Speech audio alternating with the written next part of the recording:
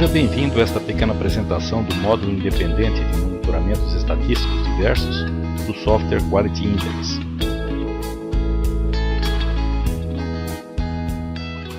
Inicialmente faremos algumas análises gráficas e na sequência mostraremos as configurações necessárias para obtermos essas análises. Este gráfico está mostrando três séries de dados, A série em vermelho, que quase não está aparecendo, índice de rejeitos, em azul, índices de retrabalhos e em verde, índices de produtividade. Devido à diferença grande de escalas, a que mais está se destacando é a produtividade. Entretanto, a gente pode desabilitar a produtividade e destacar as outras duas séries. O Quality Index permite até 6 séries diferentes por gráfico. Então agora o nosso gráfico mostra apenas os índices de rejeitos em vermelho e os índices de retrabalho em azul. Se assinalarmos esta opção aqui embaixo, teremos agora então dois gráficos. O de cima mostra os índices em porcentagem, poderia ser em ppm também, partes por milhão, caso tivéssemos configurado para obter em ppm, e o gráfico de baixo mostra os custos dos respectivos índices, o gráfico acima. Então aqui nós temos nas mesmas datas os índices de rejeito e retrabalho, e embaixo os custos respectivos dos rejeitos e retrabalhos nessas datas. Se assinalarmos esta opção aqui, teremos ao invés de custos o gráfico de baixo mostrando os pesos do refúgio e do retrabalho, nessas mesmas datas, porque em algumas empresas, às vezes o peso do produto é mais importante do que a quantidade. Muito bem, vamos voltar aqui agora aos custos. Além de datas, nós podemos ter também exibidos aqui, no caso, semanas, quinzenas, meses, bimestre, trimestre, quadrimestre, semestre e até anos. Além disso, podemos exibir também aqui os limites. Neste caso, foi estabelecido apenas valor desejável máximo para índices de rejeitos e índices de retrabalhos.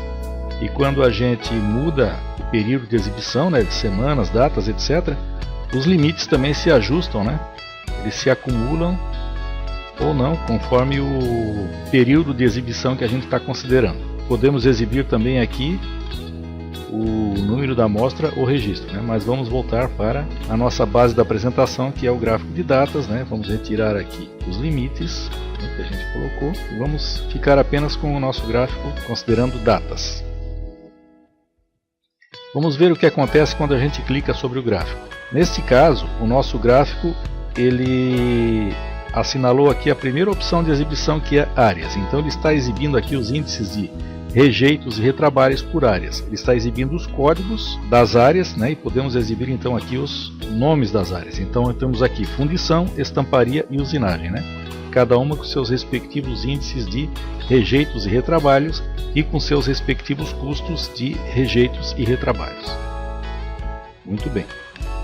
Uma tabela na base do gráfico, no caso aqui as tabelinhas da esquerda mostram as séries 1 e 2, que são os índices de rejeitos e retrabalhos, e as tabelinhas da direita mostram os custos dos respectivos índices de rejeitos e retrabalhos. Muito bem. Então, apenas para ilustrar aqui a apresentação como ficaria, os gráficos, a exibição deles. Então podemos agora iniciar uma análise sequencial. Observe que os maiores custos, eles estão ocorrendo na área de estamparia. Então, para investigarmos as causas desses custos elevados na área de estamparia, apenas clicamos sobre o gráfico, e vemos que o programa então ele fixou o código da área de estamparia, código 3, e está exibindo agora as células da área de estamparia, que são prensas mecânicas e prensas hidráulicas, expondo que os maiores custos estão ocorrendo na célula de prensas mecânicas. Clicando novamente sobre o gráfico, sobre a barra correspondente à célula de prensas mecânicas, expomos as prensas, prensa M2, prensa M3 e prensa M1. E vemos que o maior custo está ocorrendo na prensa M2.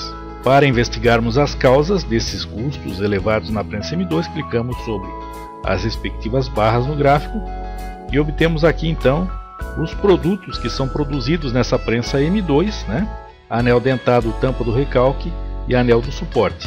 Então aqui estamos na área de estamparia, que é a área 3, célula 2, prensas mecânicas, está fixado, E posto de trabalho 2, prensa M2, né?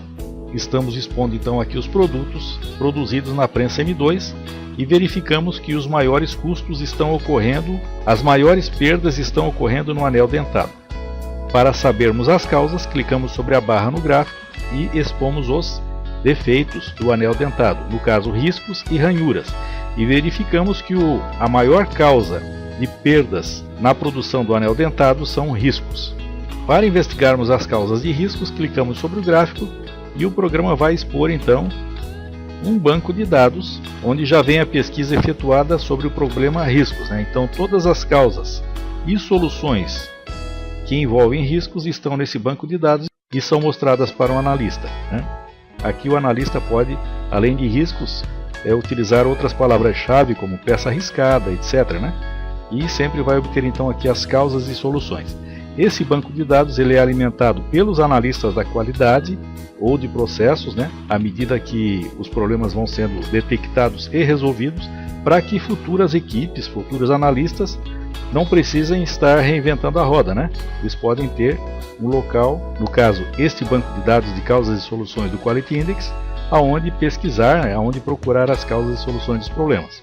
Este banco de dados, além de alimentação manual, pode receber também uma alimentação automática, caso o módulo de controle e tratamento de não conformidades seja adquirido junto com o Quality Index, né? Para saber mais sobre o módulo de controle e tratamento de não conformidades, né? Entre no nosso site datalink.inf.br.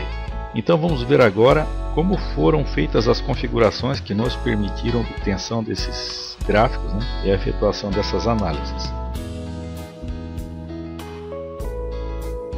Selecionamos aqui o nosso identificador de área ou grupo, né? Cada análise dessas é associada a um identificador de área ou grupo, né? Viemos aqui criar ou configurar indicadores, né?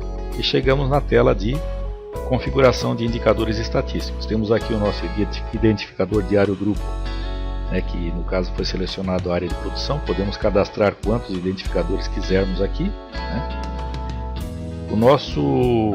A nossa análise, índice da qualidade dos processos, né? Então, o que é que nós fizemos, né? Primeiro foi feita a definição dos valores, né? Quantidade rejeitada, quantidade retrabalhada, quantidade produzida, né? Os valores que seriam necessários, né? Custo do produto no processo, custo do retrabalho no processo, peso do produto no processo, tempo padrão do produto no processo e horas trabalhadas por turno, né? Observe que a nossa análise envolvia 3 séries, né? E cada série tem as suas exigências, né? Precisa dos seus valores para ser obtida, né? Aqui estão as séries, né? Índices de rejeitos, índices de retrabalho e índice de produtividade, né? E ainda estabelecemos aqui, opcionalmente, limites, né? Os índices de rejeitos 2,5%, os índices de retrabalho 2,9%, o índice de produtividade, valor desejável mínimo 85%, né? Para rejeitos e retrabalhos era valor desejável máximo, para produtividade valor desejável mínimo. Muito bem. Mas observe o seguinte, que na verdade parece complexo isso aqui, mas nós não precisamos pensar nada para obter essa análise. Por quê? O programa oferece alguns modelos prontos de configuração, então definir expressão numérica a partir de um modelo pré-definido. Clicamos neste botão e o programa exibe essa tela, com várias opções prontas, né? De modo que a gente precisa apenas assinalar o que quer para obter uma análise. Nesta análise que acabamos de mostrar, a gente fez o seguinte, ó, apenas assinalamos aqui, ó, rejeitos, retrabalhos e produtividade, exibindo custos e pesos, né? Se a gente assinalasse ppm, né, o programa apenas na composição das séries multiplicaria por 1.000.000 aqui, ao invés de 100. Então o que é que nós temos aqui? Apenas para entendermos, né? A série 1 que se refere aos índices de rejeitos, né? Então, é V1 sobre V3. V1 é quantidade rejeitada, V3 quantidade produzida. A série 2, índices de retrabalhos, V2 sobre V3, que seria quantidade retrabalhada sobre quantidade produzida. A série 3, que se refere à produtividade, V7, tempo padrão do produto no processo, dividido por V8, horas trabalhadas por turno, sobre V3, que é a quantidade produzida. Muito bem. Na verdade, a gente não precisou pensar nada. Quando a gente pressiono o botão aplicar, todas aquelas definições que a gente tomou na telinha anterior são repassadas para este painel e ele se preenche automaticamente sem que a gente precise pensar nada. Apenas definimos aqui então manualmente os limites que a gente deseja. Tendo feito isso, a nossa configuração está pronta. É claro que esses modelos de configuração, eles não abrangem todas as possibilidades, né? Então, por isso é que o programa permite também que se façam essas configurações manualmente, né? O analista, depois de uma certa experiência, observando os modelos, né? Lendo a documentação do programa, observando também aqui este pequeno guia de composição de expressões numéricas, né? Que ensina a somar, diminuir, elevar um expoente, extrair uma raiz, etc., né? Dominando esses poucos conhecimentos, ele consegue montar qualquer expressão numérica, praticamente aqui, manualmente, né? Expressões que não estejam prontas nos modelos pré-definidos, né? Aqui tem alguns operadores que podem ser usados também, né? Para facilitar, se bem que ele pode também escrever diretamente aqui, né? Digitar diretamente a expressão que quer, depois de uma certa prática. Muito bem, após termos configurado os nossos valores e expressões, o próximo passo é definirmos os outros elementos a considerar, né? Esses elementos são aqueles que a gente já teve a oportunidade de ver no gráfico, né? No caso aqui, área, célula, posto de trabalho, turnos, produtos, defeitos, etc. Cada indicador estatístico pode ter até 20 elementos a serem considerados, né? Esses elementos podem ser quaisquer, né? O programa já traz alguns elementos pré-cadastrados, né? Mas o usuário, dependendo da sua necessidade, ele pode cadastrar outros elementos. Uma vez cadastrado um elemento, podemos acessar a tela de alimentação deste elemento através aqui ou da tela de configuração de elementos. No caso aqui nós acessamos o cadastro de áreas, né? Aqui as células, né? Podemos aqui, ó, fixando uma área, a gente pode cadastrar as células dessa área, né? Fixando uma célula também, né? Podemos cadastrar os postos de trabalho, né? E assim por diante. Os nomes área, célula, posto de trabalho são definidos, né? Já no início do uso do programa, né? Como é que tem empresas que falam divisões, departamentos, né? Para o nível mais alto, né? Para o nível médio, setores, células, etc. Algumas falam departamento também, né?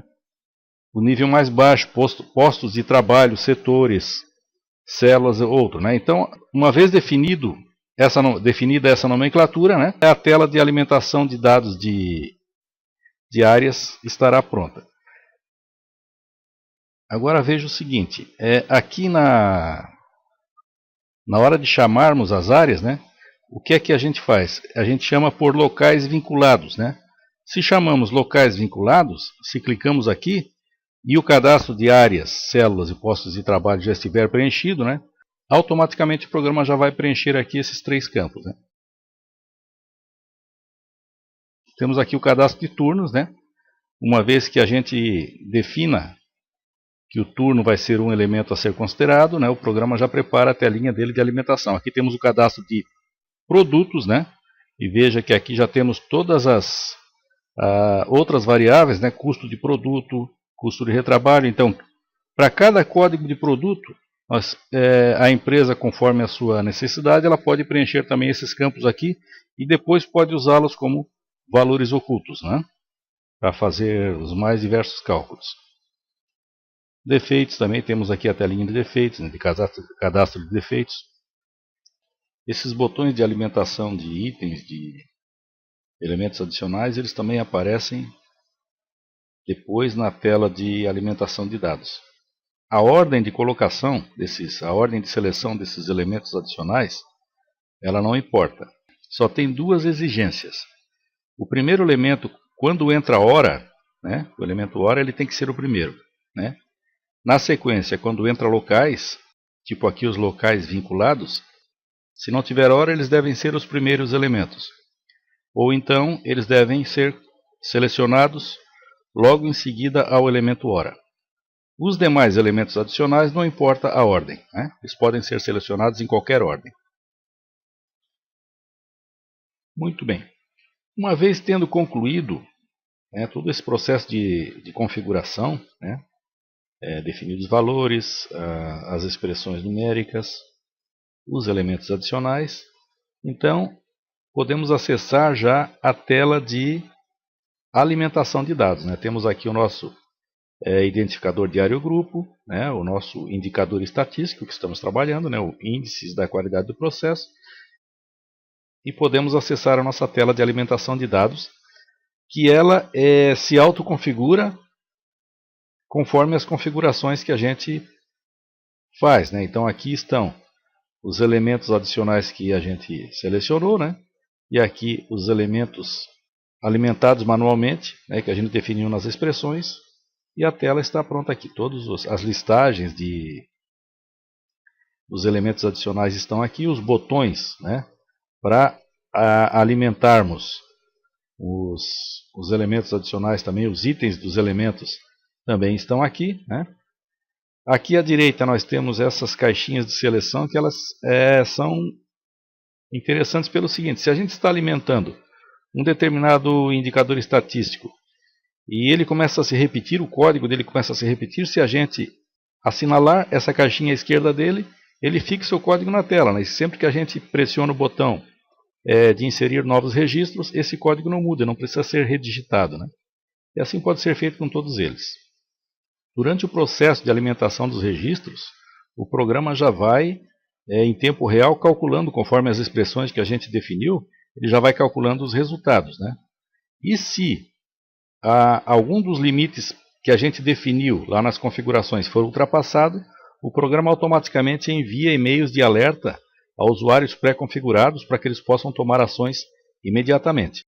Então, apenas para ilustrarmos melhor esta nossa apresentação, já que a gente está mostrando apenas gráfico de barra, temos que mostrar também aqui que o programa tem a possibilidade de exibição de gráficos de pizza, gráficos de linha, gráficos de Pareto também, e claro, também exibe relatórios. No caso, ele sempre exibe o relatório do que estiver na tela. Esses relatórios, ele também pode converter automaticamente para o formato PDF, e anexar no e-mail e enviar automaticamente para um ou mais usuários, conforme desejado. Temos também aqui a possibilidade de alteração de um painelzinho para formatação dos gráficos. A gente pode mudar cor de linha, cor de fonte, cor de fundo, etc. As séries também, elas podem ter as cores mudadas. No caso aqui, a gente pode mudar a cor das séries, as cores delas.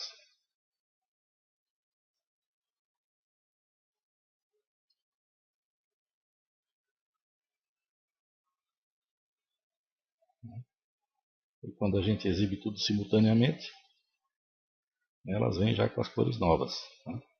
E assim concluímos esta nossa apresentação, agradecendo a sua atenção, nos colocando à disposição para quaisquer esclarecimentos adicionais. Muito obrigado.